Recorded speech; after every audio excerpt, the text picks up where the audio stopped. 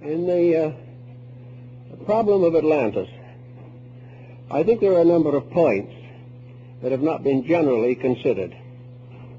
We think of Atlantis as an island, probably somewhere in the Atlantic, and probably about in the location of the present Azores Islands. But actually, Atlantis was a diffusion. If you buy a map now of the world as it is today, we can say that that is the modern distribution. But to have a map of Atlantis as it was in the time of its glory, you would have to have a map of the entire planet, because it was a distribution. Continents rose and fell, islands came up and went down, great land shifts occurred, and the Atlantic distribution of land was far more important and far more far-reaching than the mere problem of an island somewhere in the ocean. So we have to think of Atlantis in relationship to a complete pattern of the planet. As Plato clearly points out, the island of Poseidonis, which we now think of as Atlantis, was the last fragment of a great empire. It is the last surviving part, and is supposed to have disappeared under the ocean about 12,000 years before the Trojan War, which would make it about 15,000 years ago. Now, in connection with the problem of Atlantis, I think the next thing we have to study is the name.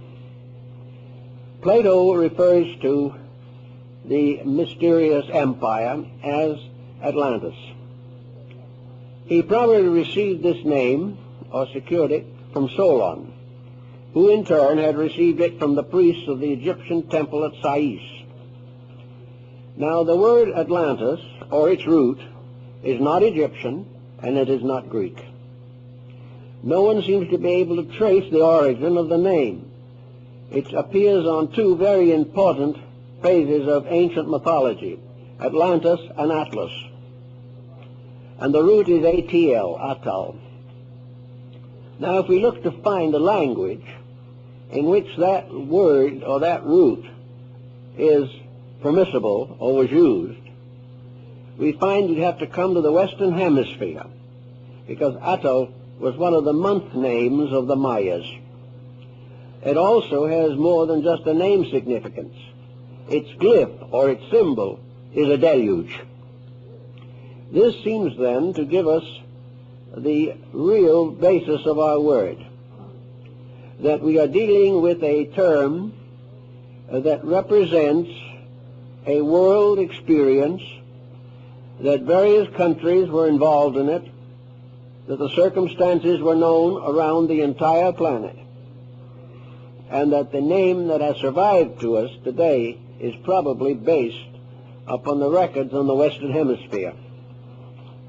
Now, if we take the general term to represent this mysterious region, we then can find from the Codex Troano, which is in the museum in Madrid, one of the surviving documents of the Mayas, that this particular deluge is marked in the glyphs of the people. The story is told in pictures, but among these pictures there is one in which the sky dragon, or the sky serpent, is pouring water from its mouth, and below this the god of death is dancing on the earth. Now, this was a long time ago, long before the coming of the Spaniards, but the records even go much further than that. According to the Chinese, the previous existence before our present coming to this earth was destroyed. The previous world was destroyed by water, a tremendous deluge. And in the I Ching, the 8 trigrams, basic trigrams, correspond to Noah and his wife, their 3 sons and their 3 wives, were the 8 who were saved. And this is exactly what the Chinese tell us.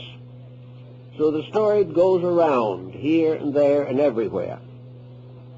It's a very interesting story, but what does it really mean? Is it merely an archaeological curiosity, or does it have some dynamic value for us today? I would like to think of Atlantis much as Lord Bacon did in his book, The New Atlantis, in which he says in very simple terms, the New Atlantis, which is America.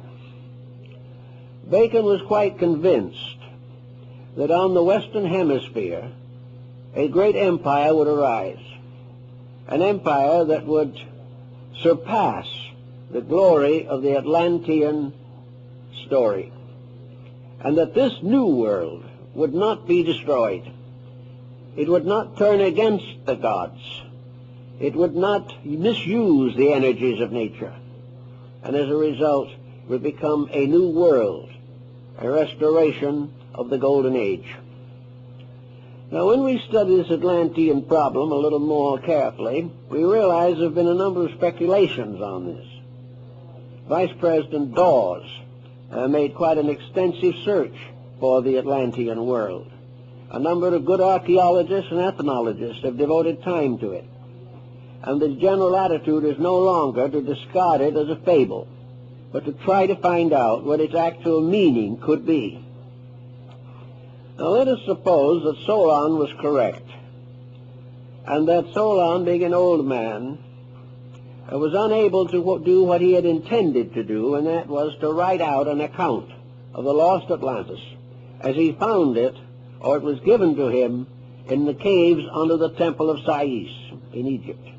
Here on columns formed of orichalcum and metal that cannot perish was recorded the story of a lost world.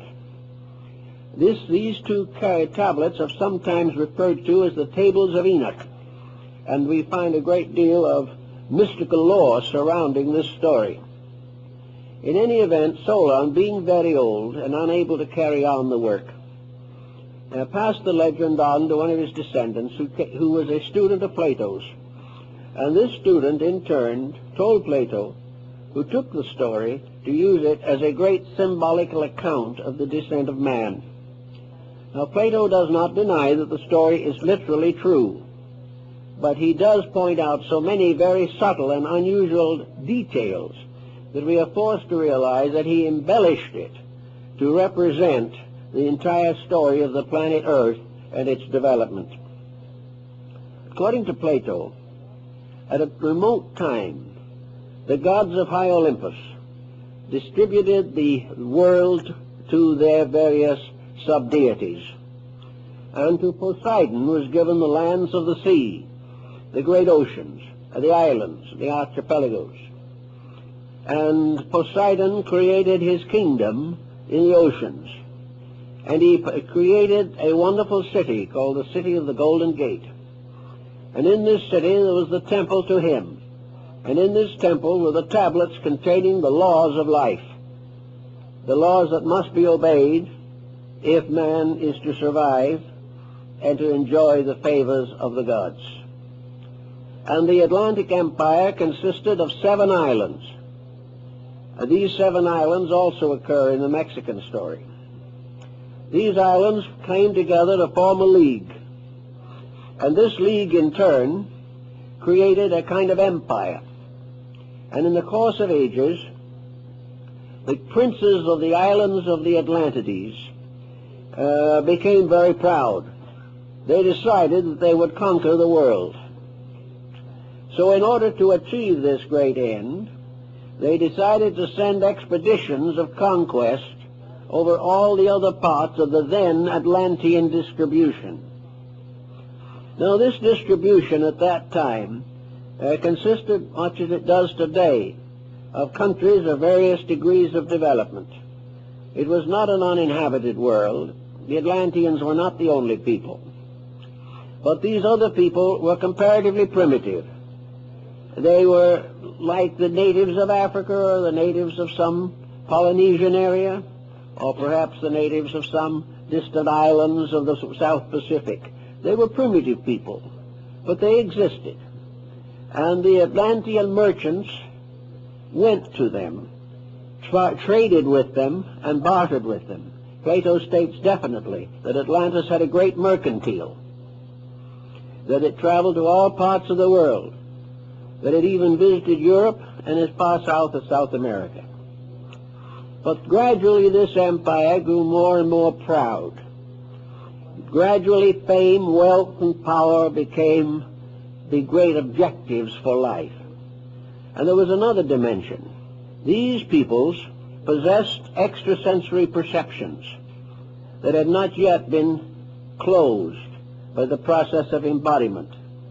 They were like the extrasensory perceptions of small children, in whom faculties are partly active, which are now dormant in our racial groups. So in any way, these magicians, these sorcerers, these powerful ones who possessed vril being the one motive power that is inexhaustible, something we could use today, that would carry anything, transport anything, activate anything that the human being could conceive. And so in their pride, these princes decided near the end of their time to invade what is now Europe. They decided to invade in the areas of the Mediterranean, North Africa, and the Near East. So they sent great fleets to conquer these countries.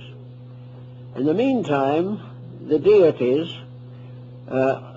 particularly Poseidon, realizing what was occurring, gave warnings and sent prophets and told these people they were destroying themselves, but they were proud and they gave no mind or no thought to consequence. And finally they rebelled against the gods, and the gods reacted accordingly. In a single night, the great center of Atlantean culture, the island of Poseidonis, the last surviving fragment of an ancient order of life, disappeared under the ocean, and according to the Maya calendar, carried with it to death 60 million human beings.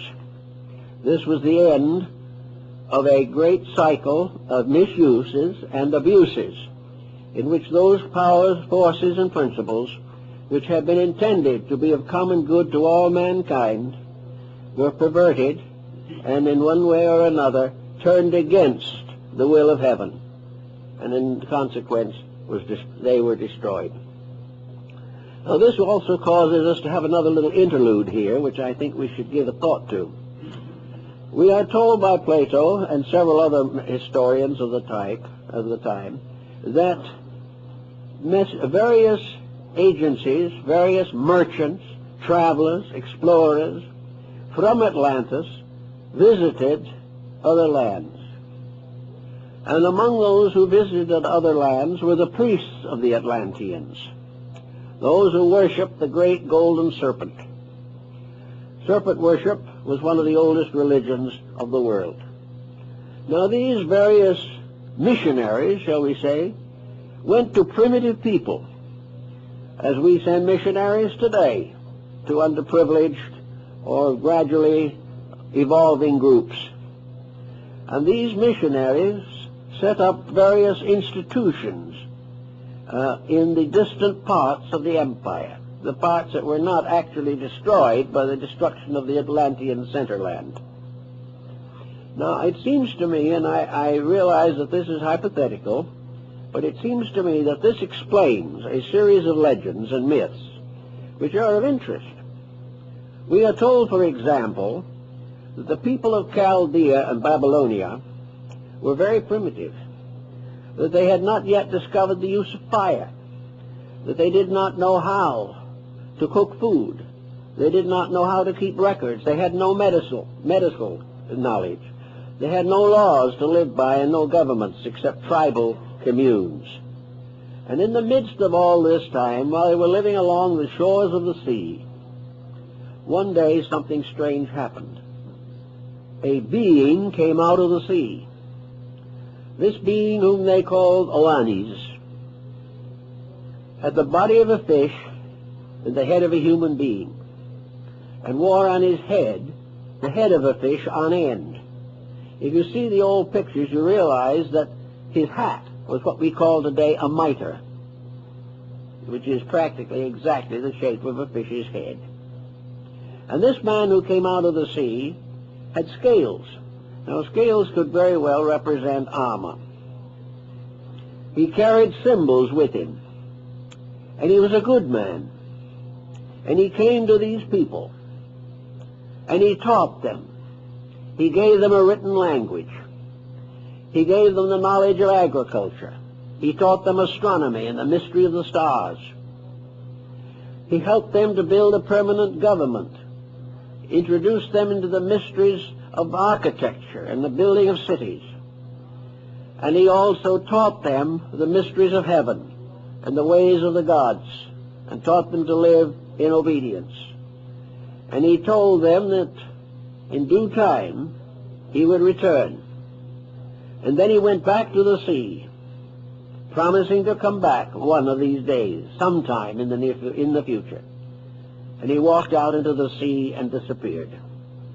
Now this seems to me to be a veiled story, could be a veiled story, of an Atlantean traveler, a missionary perhaps, who came to these people very much as the Chaldeans coming along the coast of Brittany and France gave them the beginnings of the culture of the Druids.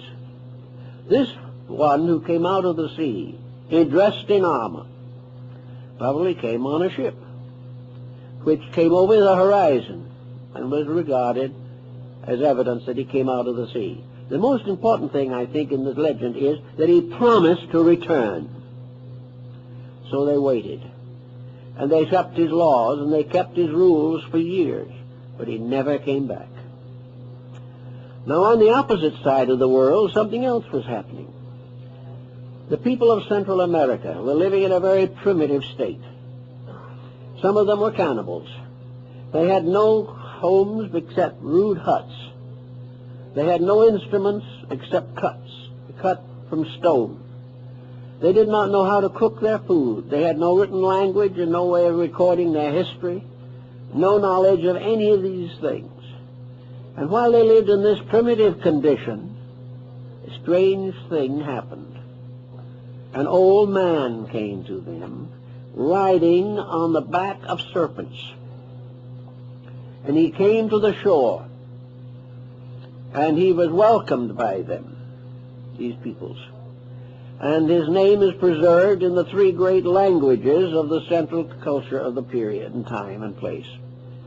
To the Aztecs, he was Kukulkan.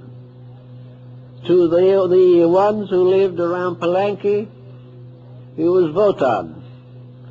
And to the Mayas, he was Quetzalcoatl, the feathered serpent. And this man came from the sea with a bonnet of wonderful plumes, almost like wings. And on his breast he carried a cross. He came to them, and they received him with regard and esteem. And he taught them all the things that Oannes had taught the Chaldeans. He helped them to establish a permanent way of life. He gave them the beginnings of a written language, the only written language in the Western Hemisphere. He gave them good government. And then he said, now I go away. But keep the rules that I have given you. And in due time, I will return and claim the empire. But in the meantime, obey the principles I have taught. And these principles were of very high quality morally and ethically. Then this being went to the shores of the sea. And as he stood there, he said to the people that had assembled that a very bad power was coming to them. Tezcatlipoca, the god of war, was going to come from the south to destroy their empire. They should be true, however. They should keep the rules, and then he would return. Then there are two accounts of what happened to him. One that he called to the sea, and the raft of serpents returned. The raft of serpents could well have been a ship, with the very animal heads and so forth that were engraved and written or painted or carved on the heads of ships. The other explanation is that he was transfigured and rose to become immortalized and deified in the planet Venus. He said, I will come back. But he never came. And when the Spaniards arrived, many centuries later, and their ships were anchored, the Aztec Emperor Montezuma took the plumes on the crowns, took all the symbols of regality, and sent them by ambassador to Cortes, saying that he was Quetzalcoatl returned, and that therefore he was returning the kingdom which his people had kept trustworthy for ages. Now, these stories are interesting. There's nothing you can do but remember these strange stories. The same story exists in China. In China, the world's reformation, the restoration of humanity, was the result of a mysterious being who came out of a fish's mouth and, rising out of the sea, taught them the secrets of life. In India, Vishnu, in his first incarnation, is born from the fish's mouth. Everywhere the sea was the source of instruction. Something came from the sea. We can't dogmatize what it is, but it is interesting that at a remote period, certainly 8,000 or 10,000 years ago, if not more, doctrines and concepts and beliefs reached all parts of the world and are still reserved and preserved in all the mythologies, legends, and allegories of ancient peoples, and were recognized as the ultimate source of civilization. Now, if these were missionaries, travelers, philanthropists from the Atlantean Empire, they might have wished to come back. They might have said that they would, or that others would follow. And then came the deluge. The center of the great wheel was destroyed. No one could come back. Little by little, these peoples in different areas modified their beliefs. Interracial minglings brought about complications of stories concerning the descent of knowledge. Here in the southwest of the United States, they have the legends that originally humanity lived under the earth, and a deluge came under the earth, and this deluge threatened the life of everything that lived. So humanity crawled up or climbed up to this upper world upon cornstalks and began to populate the earth, and the point where they came out of the earth is still sacred to the Navajo and the Hopi. Years ago, I had the privilege of bringing to California temporarily as my guest one of the last of the great sand painters of the Navajo, Hosteen Claw. A few weeks ago, when I was in Sedona, in Arizona, I mentioned Claw, and everyone knew who he was. One of the greatest men of his time, an Indian, and a remarkable person. At that time, when he was up there, we had just published our large book, and I wanted him to see it. He spoke no English. He had no idea of what the book was about. So I turned to the plate of the Table of Hermes, just in passing along through the book. You'll find it if you have it. And the old Indian stopped right there. It was Chaldean. He didn't know what Chaldean was, never heard of it. But he told me through Huskanaswood, his interpreter, long, long ago, my people could read this. American Indian. Every once in a while, something like this happens, and no one knows why. But it all adds up to something that is very unusual and very interesting. I think if we follow all of the traditions that exist, we would summarize the highest terminal aspect of Atlantean culture as a very high culture, with scientific knowledge, with good map making, with many types of industry, arts and sciences, accredited as having the first to domesticate the horse, with hospitals and clinics, and with various types of locomotion And according to the old stories, the Atlanteans had the secret of flying through the air. We can doubt all these things. We don't know for certain. But we do know that there was on this planet at least 12, 15, 50,000 years ago, because the Atlantean diffusion and its empires probably lasted for better than 200,000 years before the final destruction of Poseidonis, that there was a great civilization.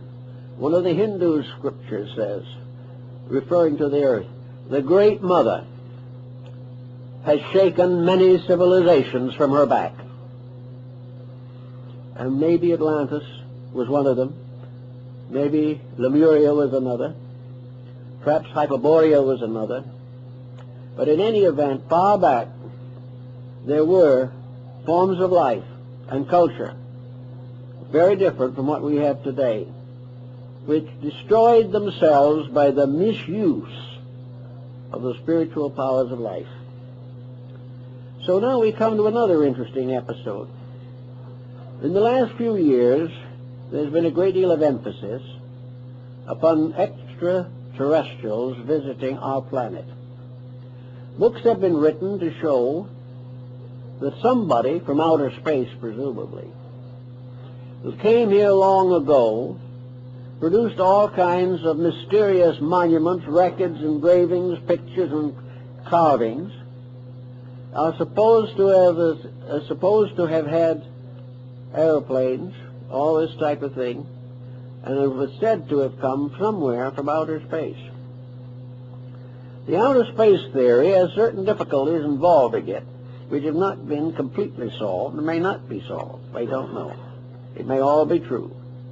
But what we seemingly have overlooked is the possibility that these records that we now consider to arise from extraterrestrial sources could be the records of the great civilizations that were here before they destroyed themselves.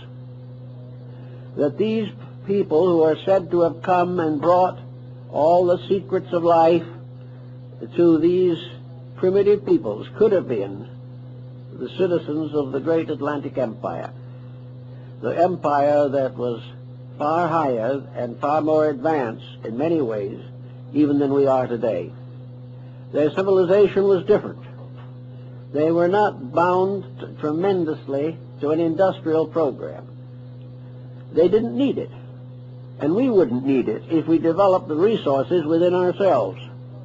The idea that we have to run the planet the way we're running it now simply means that we do not recognize that within ourselves are the answers to the questions that we now find so difficult. That actually, if we use the interior potential we have, we would have no need of all the problems of depressions and all the mysteries of exploitation that we suffer from today. How would it be to imagine for a moment at least that these so-called visitors were actually the Atlanteans? There is a long story of their activities, whereas the story concerning extraterrestrials is rather dim and hard to put together. We base the extraterrestrial idea on one point alone, namely that something was brought here or came here at a time before it would seem possible that the human being could have developed or evolved these resources. Some believe that they brought with them electric batteries. Others believe that they wore space suits. Some say they came in space ships. But none of these things really exist to our minds except in the form of paintings and carvings and imageries of one kind or another. The main foundation of our belief is that something happened by which a culture came here or was here prior to our ability to trace its source. If we assume that there was a great source already here, it would simplify a number of matters and make it much easier to account for the travel of these mysterious visitors. Suppose these mysterious visitors were simply part of an advanced culture here. I think we have the same thing in problems today. There are still areas in this planet right now where it is very dangerous for strangers to go. There are still primitive peoples who have no idea whatsoever of civilization and have never heard of it. And in spite of the tremendous spread of our way of life, there are large areas which have not been touched, or so lightly as to mean very little. If in a more ancient time, most of the planet consisted of comparatively primitive peoples, and the last of the great Atlantean diffusion, Poseidonus, was an isolated island, separated by water from practically all other areas on Earth. Most people living in other parts of the planet would have no knowledge of it, or if they had a knowledge, it would only be a legend, and perhaps the legend is responsible for another series of interesting beliefs. The World Mountain, Olympus, Asgard of the Nordic peoples, the whole series of the demigods who walked with men, the individuals who had apparently supreme power. Montezuma bowed down to them, and they were Spaniards in armor, and Montezuma believed from reports that these men were centaurs, half man and half horse, and was not able to understand that these men were riding horses, which the Indians knew nothing about. Here, less than 500 years ago, we have a situation in which a higher cultured civilization moved in on the primitive one and was mistaken for gods, until they proved that instead of being gods, they were ravishers of the earth. So in that type of thinking, we might also find a source for much of our religious thinking. These mysterious priests of the serpent of the city of the sun. These priests were undoubtedly wise in the mysteries of life. The ancient rites and mysteries of the Greeks and Romans and Egyptians, the secret and esoteric teachings that have descended to us from unknown antiquity, may very well have originated among the esotericists of Atlantis. There also seems to be quite a little evidence to the effect that when the great decision was made and the gods decreed that the Atlanteans had destroyed themselves and must be removed from the earth, that prophets arose among them in those last days before the end.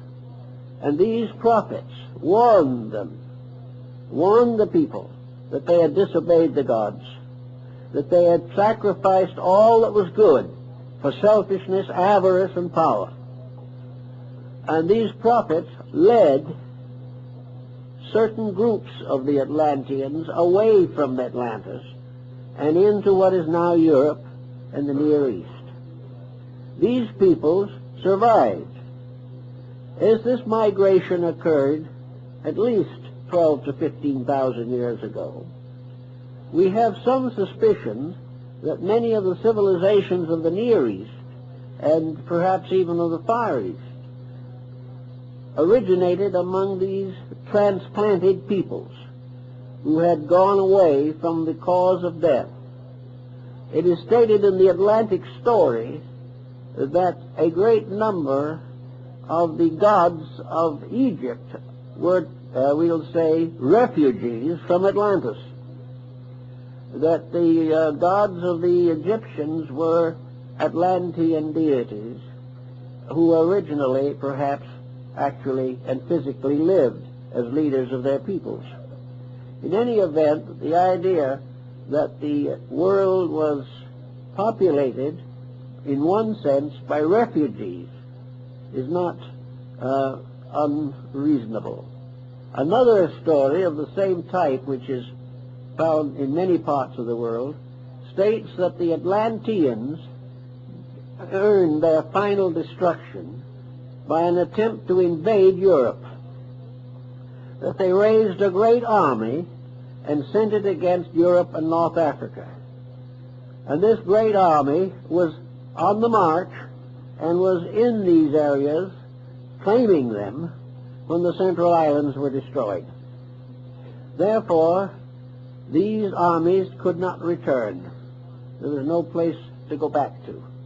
And many of them settled and mingled with the peoples of these areas to form some of these wonderful and mysterious civilizations which we have no real explanation for. We have very little explanation for how racial differentiation in recent times came about. The various anthropologists and so forth have charts showing what happened. But as is the case in most of science, no one seems to know how it happened or why it happened. These things occurred. New blood streams came forth, mingled and mixed and intertwined, and each one brought with it part of its own culture. And these parts of ancient cultures seem to linger on, perhaps in lingual differences, in arts and crafts, in psychological structures, in habits and principles, and even to a measure in bodily form and structure.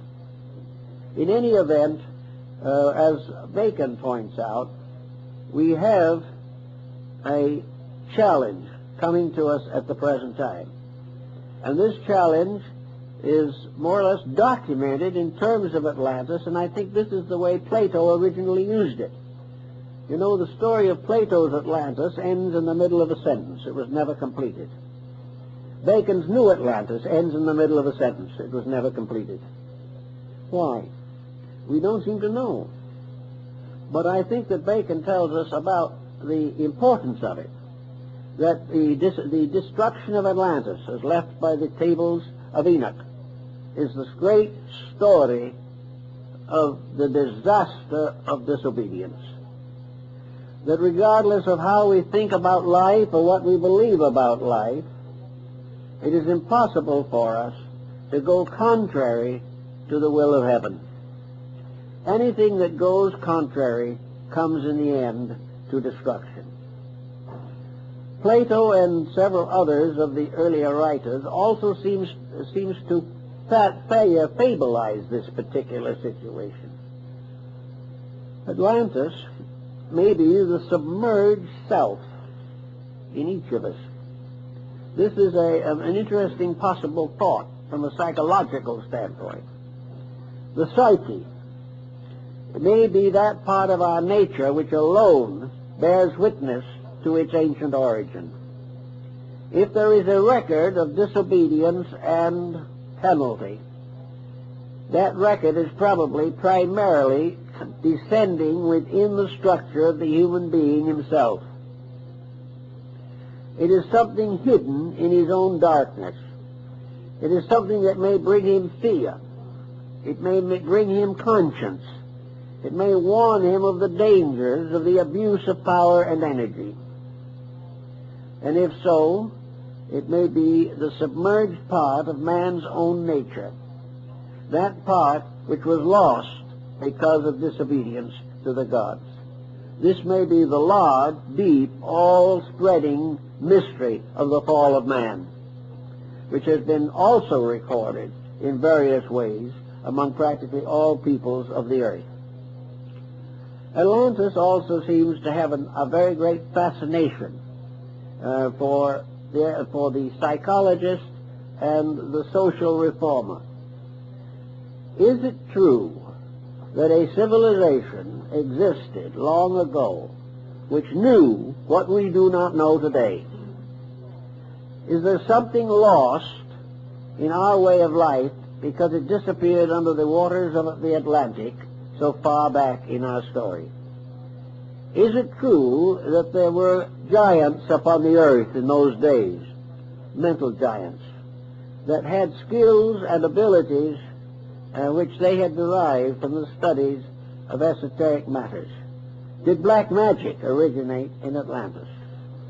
It probably did, according to the Platonic discussion, because it was in Atlantis that for the first time man disobeyed the gods. And from disobedience fell the angels. The entire story of human progress, so-called, is today very largely a record of disobedience. The individual has broken the rules of life. Some people, having broken the rules of life, try to study esoteric matters, hoping to find the secrets of some strange magic of long ago. But if they are those who have broken the rules, and they are seeking a knowledge which they do not deserve, and which they do not have the character to use constructively, they could cause another deluge upon the face of the earth.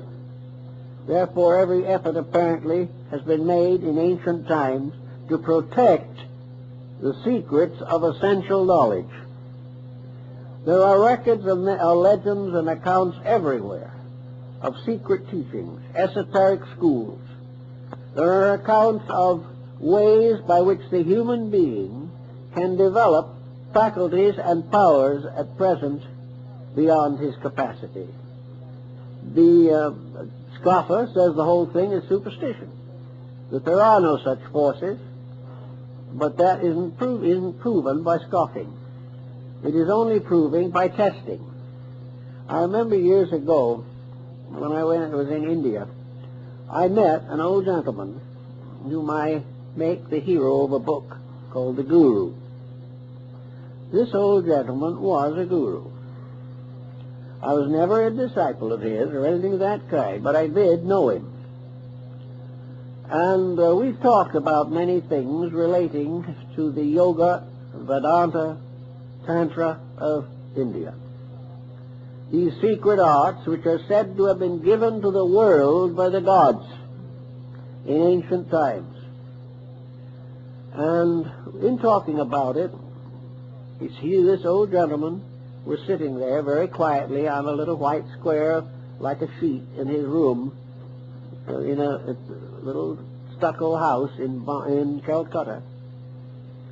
He was sitting there in about 11 feet of his own hair. So I said to him, I'm going back to the States, and as one of the holy men of India, have you a message you would like to have carried to the American people? And the old gentleman, sitting in the midst of his hair, where it joined his head it was pure white, at the outer ends it was black, looked me straight in the eye and said, yes, there is. Tell the American people to be practical. That sounds like a very strange thing to say under the conditions. Because if there was anything that ever looked impractical, it was what he was doing. So I carried that question a little further. And he explained to me, he said, I would like to make a recommendation.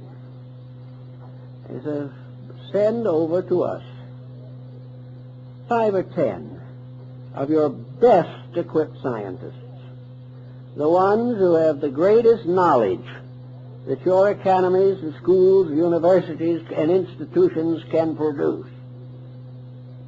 Leave them with us for 10 years, and they will reform Western wisdom. We have built it all on the outside, when in fact we have failed in the greatest mystery of all, the realization that within ourselves are the secrets we are searching for everywhere else. And also within ourselves are energy resources which cannot be exhausted. And that there can be and should be an over-science of life by means of which human beings could build a world that would endure, a world that would be worth living in for everyone who lives here. Now, the old masters of the magic of Atlantis lost all by perversion. They lost themselves and they lost their lives. They lost their world and their beautiful cities and their temples. Nothing remained because they failed. Now, at the moment, we can also remind again of the Atlantis of Bacon, namely what we have to do.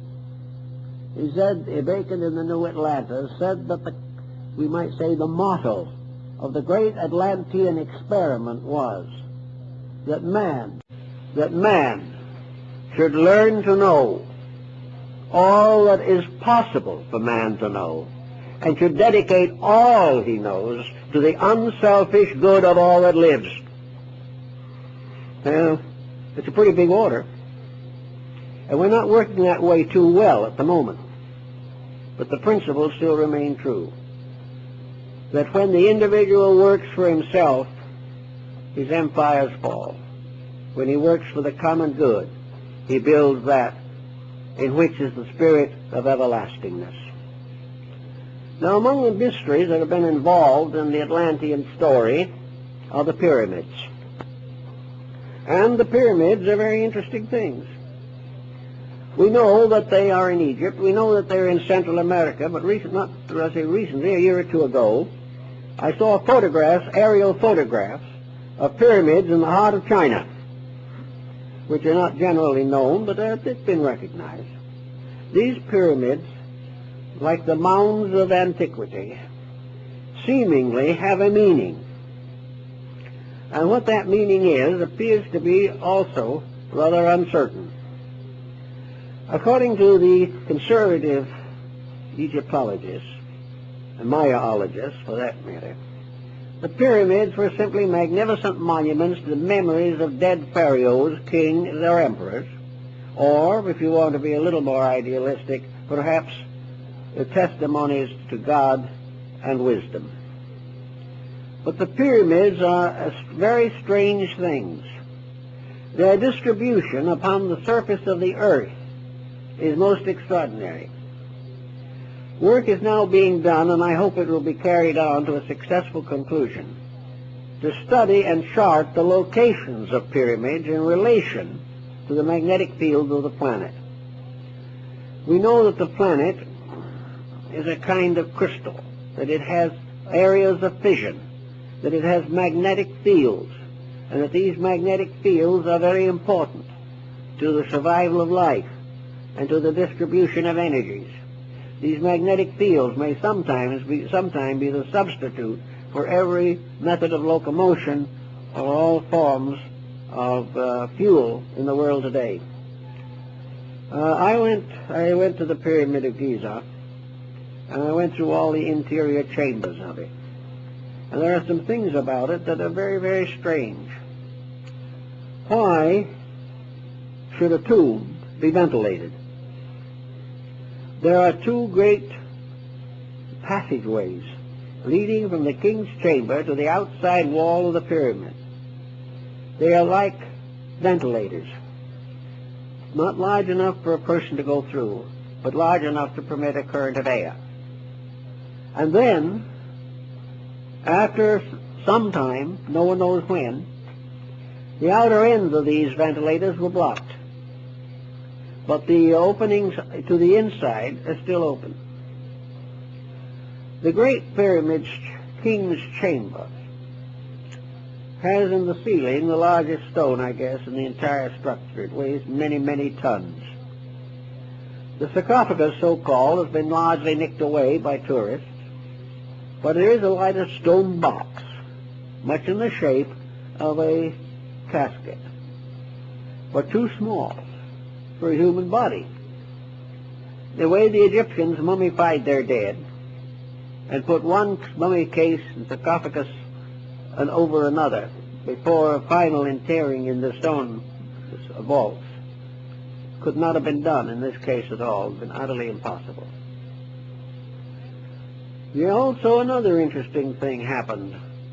Way back in the days of the glory of Baghdad, the great Sultan of the follower and descendant of the great Al-Rashid of the Arabian Nights, Sultan Al-Rashid bin Mamun, decided to open the Great Pyramid. He had been told that it was built by giants who were called the Shaddai, superhuman beings, and that within that pyramid and those pyramids they had stored a great treasure beyond the knowledge of man. So, taking his court with him, the Sultan went to Egypt, and he stood and looked at the Great Pyramid. And at that time, all the casing stones were in place. The four walls were perfectly smooth. There was no visible opening of any kind. And he didn't know exactly what to do. But he heard from legends where he supposed the entranceway was, and he began to dig there. And they had a very fine way of digging in those days, which I think we have improved on. They had to use cold chisels and vinegar to go through the stone. And when they got through a certain way, they did find that they had come very close to an entrance. But a great stone blocked it, and they could go no further. The Sultan or Caliph looked at the stone. He said, "Take it out." So they went to work on that stone with vinegar and very soft metal tools. And last, with a great trouble, they managed to get the stone out. And as they took it out, another stone fell in its place. And they had to go through stone after stone before they could get into the building. Now, you don't do that just to bury a burial. And at last, when they got all the way in, there was nothing. The only thing they found were a series of little implements, like a little ball that could be used to make sure a surface was even. If you stood the ball on it, if it rolled off, the surface wasn't even. And two or three other little tools, and the dimensions of the building itself. Now, the Shaddai was supposed to have buried all this treasure. Did they really bury a treasure in there? Were those little instruments the treasure? And were the dimensions of the pyramid and its interior structure this priceless secret that was far more important than gold? It has been worked on. Some have decided that the Great Pyramid was a great book of prophecy. Some say that it was built by the Atlanteans. Some say that it has the most perfect mathematical form and the most perfect measurements of anything on earth. They have measured the orientation of the pyramid, and it's oriented up to the 8th or 9th decimal point.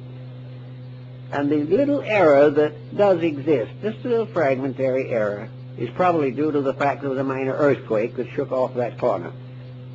The building was built by somebody who knew a great deal. Now, if you only want to go back as far as Cheops or Khufu, we have to admit under those conditions that the Egyptians were pretty smart people. Because if they built the pyramid, they had a knowledge not only of architecture, but a knowledge of mathematics, and a knowledge of astronomy, and a knowledge of geography that was prodigious. They knew more about all of these subjects than we knew 100 years ago. Something in this story is another evidence that somewhere in the past there was a very great amount of knowledge. And if it was true, or is true, that the pyramid was oriented to the Star Vega, then the entire history of Egyptian philosophy and mathematics is set forth in that building. The Egyptians themselves, at a very early time, said that the Great Pyramid of Giza, Pyramid number 1, was originally the tomb of Hermes, and that in that building was the great key to the Hermetic philosophy, which was restored in Alexandria in the 1st century. Now, Hermes, as the Hermetic tradition tells us, was the god of wisdom, a being known to the Greeks as Hermes, known to the Romans as Mercury, known to the Egyptians as Thoth, the god of writing. And the last poem, by the way, of Longfellow was an ode to Hermes, in which he said, "Trismegistus, 3 times greatest, how thy name sublime has descended to this latest progeny of time." Hermes Trismegistus, the embodiment of all knowledge that is knowable of nature. Hermes was the symbol of cosmic mind, of absolute knowledge. He was described as having written all the books of the world, because every book was written by mind. He was the keeper of the great secrets of life, the guardian of the mysteries. And this work includes a discussion of the Great Pyramid. Certain Hermetic books, probably written about the 1st century, but credited with the greater antiquity, include a work written by Hermes, presumably, to his son Tatian. And he says in this book to his son, he says, "The day shall come when Egypt shall be no more glorious, that nothing will remain of this great empire except broken columns half covered with the sand." And that was written over 2,000 years ago from existing manuscripts. So the entire problem of Egypt ties into Atlantis through the pyramids and other ancient monuments. Let's see now what we could say about this pyramid in study of man at the present stage of his evolution. For some reason we're not very sure of, the pyramid is on the reverse of the seal, the Great Seal of the United States. No one knows exactly why it was put there. No one knows who put it there. The custodian of the Great Seal, back about the turn of the century, wrote a book on the story of the Great Seal of the United States. And he said the reverse of the seal, the front of course is the eagle, the reverse of the seal has never been cut, for the reason that it is nothing but the dull symbol of an esoteric society. Well, that esoteric society, of course, numbered among its followers Washington, Franklin, probably Jefferson. But in any event, the seal was not cut. Now, the soldiers of the Revolutionary War were paid their wages in what we would term feudatory notes. They were simply local printing paper with practically no value. Nearly everyone who financed the revolution went broke. But these little notes that were passed around, one of them has that pyramid on it before it was on the seal of the United States. And later it was moved onto the states paper. Now, when was the Great Seal cut? It has been cut. It was cut during the presidency of Franklin D. Roosevelt, and has since been found on the reverse of our dollar bill. This seal is apparently the symbol of a monument which, according to the Bible, was set up in Egypt to bear testimony.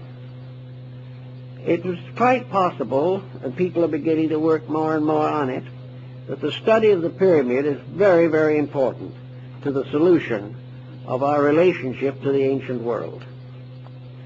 We like to think in our own way that we are just here to do as we please, that we can make the mistakes we like best, that there is no definite providence to guide us, that our ancestors are all dead, and that nothing was deader than the Roman Empire. But we are not at all sure of some of these attitudes. And as our own problems increase, as they are increasing today, it becomes very obvious that we are not able to handle our own destinies at this time. We do not know where we are going. We have no idea of how we're going to get there.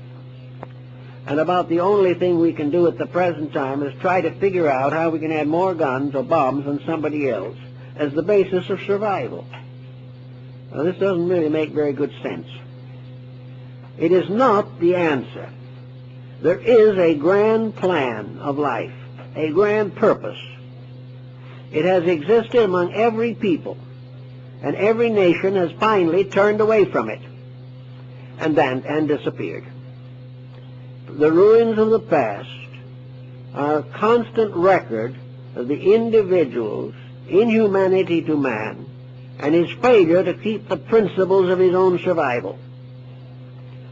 The science of survival, then, suggests that there must be a plan, and that that plan must be available to man if he wants it, or is willing to do that which is necessary to have it.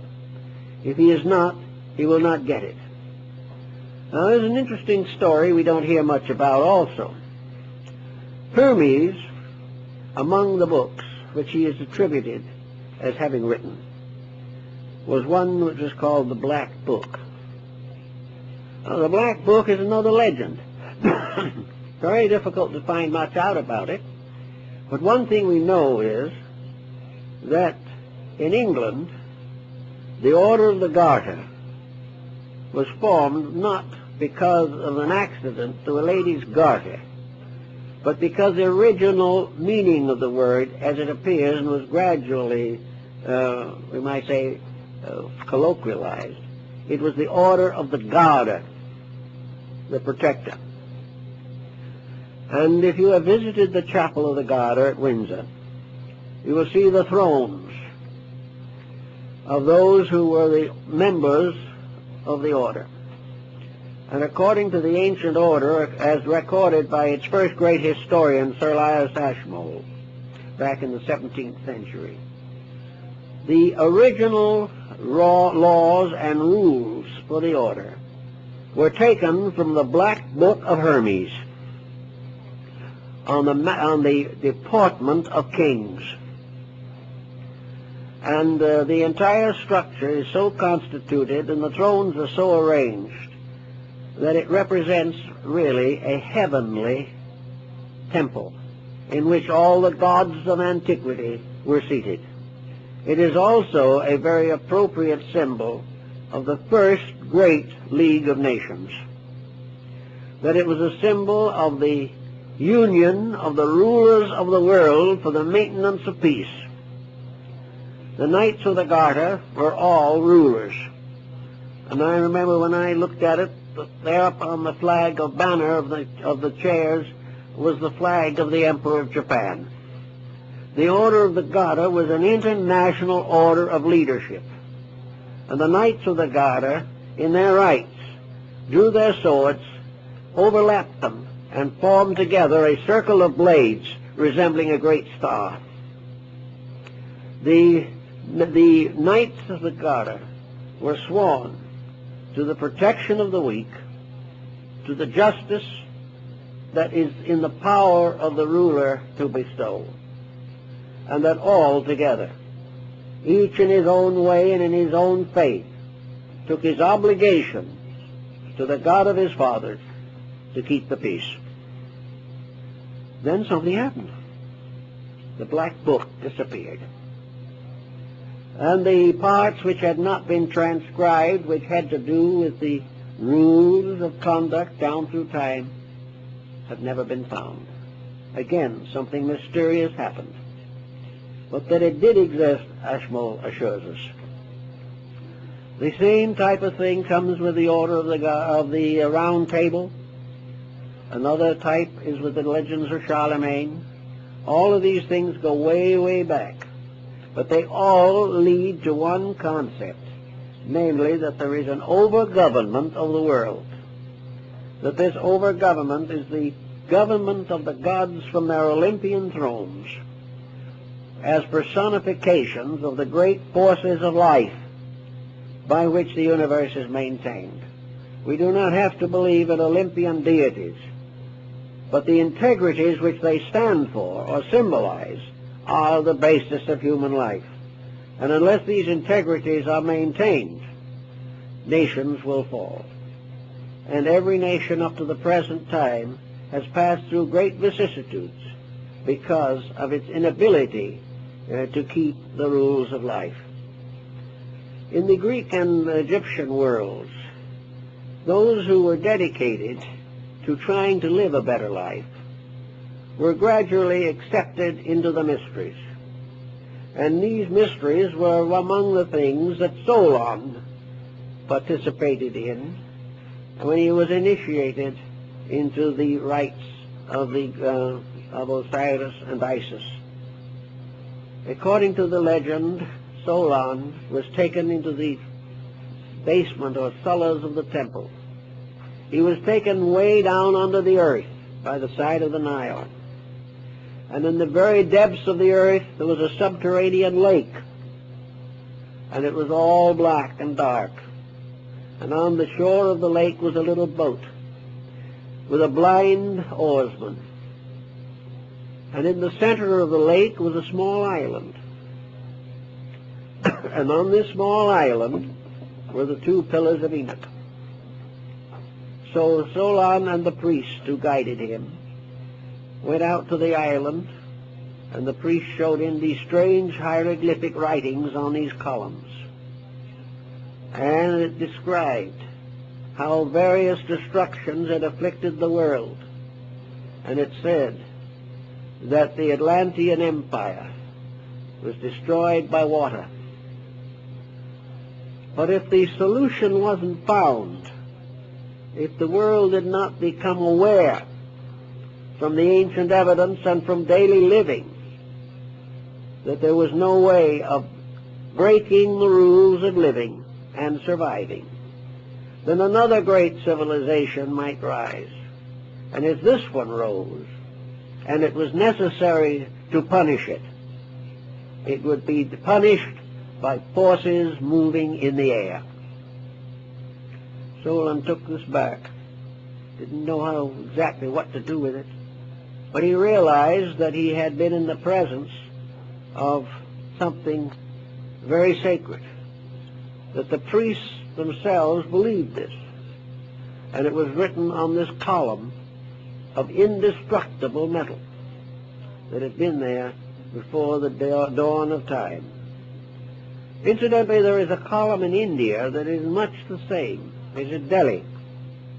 It just looks like a pillar rising out of the ground, maybe 9 or 10 feet, maybe 8 or 9 inches in diameter, with a kind of a colophon on the top, and inscriptions in language that no one can read. No one has ever been able to read. It looks like iron. But during the Sepoy Rebellion, that column was hit by a number of solid shot, cannonballs. The cannonballs were broken into fragments, and there was not even a dent on the column. It is believed that this column also goes to the story of the orichalcum, of which the walls of Atlantis were built. Everywhere you trace around, you find interesting things to remind us of something. And I think what it's trying to tell us is that we are one step in a great project, a project that leads from the primitive to the ultimately enlightened. That all along the way, just as human beings are young, grow old, and pass out of embodiment, generation after generation passes, so nations after nations come and go. The great thread of life is never broken, but there can never be an enduring culture until it keeps the rules. And these are the same rules that Plato tells us about, that Solon found, namely that we are surrounded by a tremendous field of energy. We are surrounded by the potentials we have no knowledge of. Space is full of the energies and life that we are trying to now find by artificial means. The human body is an incredible instrument, and its value has been largely destroyed by the fact that the owner of the body is unwilling to treat it properly. So nation after nation rises and goes down because it does not keep the rules. And this will continue until man, in one way or another, becomes aware of these rules. Now, the speculation about the Atlantic story, to my mind, should not be where was it and what was it, primarily. But the main question is to find out what the story means and what it means to us today, to make this idea practical. We learn from this story, for instance, that a great civilization can perish. We learn that great empires can fall.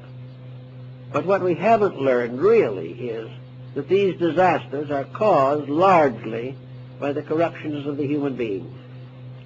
That man himself is his own destroyer, and that he will be his own destroyer as long as he follows the ambitions of world domination, as long as he lives to conquer peoples, as long as he lives to accumulate an unreasonable wealth, where he is willing to compromise integrity for fame, where he is willing to live only for today and let tomorrow take care of itself. He should look back and see how the tomorrow of Atlantis took care of itself. The individual himself sickens and dies from his own corruptions. Nations do the same thing. But in every nation that perishes, something survives. And one of the things that survives is a knowledge which can be reorganized, reintegrated, and reformed. We have gained from the past many skills and many wonders, but these are not enough unless we ensoul them. We can gain any skill we want. As today we are working with computers. We can have all the computers we want, but men will be born and suffer and die just the same unless we use these computers to solve the great problems of life. And having found that those answers can be discovered, live by them when they are found. All knowledge has as its final purpose that the individual shall overcome his own ignorance, and that society shall overcome its compound ignorance. And ignorance is nothing but the belief that we can break the rule and survive. So the Atlanteans left us this message, the Mayas left it to us, that the great world patterns, the great world systems with which we are concerned have all perished from one source. We call it ignorance. And it is ignorance in a sense, because as the Chinese point out, any individual who does wrong is ignorant. No matter how learned he is, no matter how many years he spent in school, no matter how many honors have been bestowed upon him, no matter how much wealth he has accumulated, if he has not the understanding of the importance of complete integrity, he is ignorant. Ignorance is the inability to use wisely what the skills of the mind have given us. And until we realize this, we will be perishable. And just like the Atlantis of old, we shall be teetering on the edge of oblivion unless we ourselves make the necessary changes in our concepts and our conducts. Bacon pointed out that there was, in the great city of the New Atlantis, in Solomon's house, there was a tremendous collection of all of the arts and sciences that man had known. That in here, all the wisdom, all the value that humanity had accumulated was in a great museum, a wonderful place, a gallery. And also here were the busts and statues and portraits of the great illumines, those who had given man the great donations and gifts of wisdom. Here was made available to the individual the accumulated wisdom of the ages. Everything of astronomy, of medicine, of art, of literature, everything of science. So each one coming into the world comes into this gallery, and here he sees all that the world has done, all the achievements of the past, and then he is reminded of the simple fact: you have seen all these things. You know they have been accomplished. Therefore, your problem is to take these things and use them for the good of all that lives.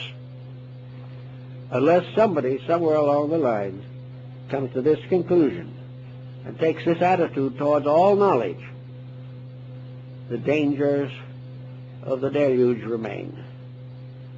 The danger that we will tear down or lose a tremendous asset by abusing its use. Actually, it is the same in our personal lives.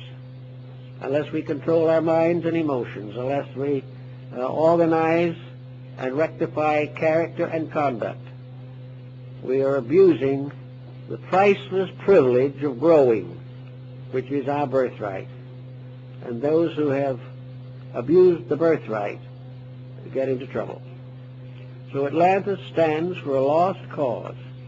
Not lost because the gods merely wanted to destroy a people. Atlantis was destroyed because it was too dangerous to let it live. It meant that if it was not destroyed, evil would spread throughout the world, would afflict all peoples, would tyrannize and dominate and corrupt everything that exists. Before this can happen, so many laws are broken, so many energies are abused, that all these broken rules and these abused energies get together and destroy the source of the corruption. Just as evil creatures, bacillus, virus, and all these things, come and destroy bodies that have been made infirm. So in the Atlantic story, we have a moral lesson of importance, in addition to a fascinating ancient fable. Thank you very much.